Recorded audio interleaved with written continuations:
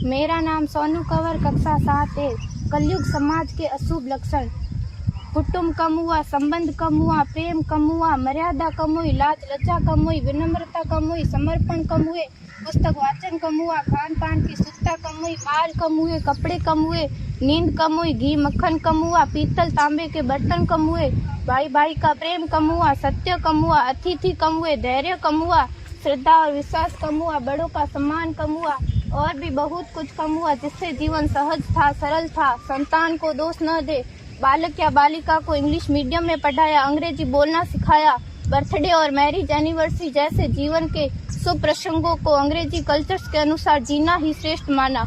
माता पिता को मम्मी डैड कहना सिखाया। जब अंग्रेजी कल्चर से परिपूर्ण बालक या बालिका बड़ा होकर आपको समय नहीं देता, आपकी भावनाओं को नहीं समझता, आपको तुच्छ मानकर आपसे जुबान लड़ाता, जब आपको बच्चे में कोई संस्कार नजर नहीं आता, तब घर के वातावरण को गमगीन किए बिना, संतान को दोष दिए बिना एकांत में जाकर रो लीजिएगा, क्योंकि पुत्र या पुत्री की पहली वर्षगांठ से ही भारतीय संस्कारों के बजाय, मंदिर जाने के बजाय केक कैसे काटा जाता है, यह सिखाने वाले आप और अम्मी है। जब बच्चा पहली बार घर से बाहर निकलता है तो प्रणाम और आशीर्वाद के बदले बाय बाय कहना सिखाने वाले आप और अम्मी है।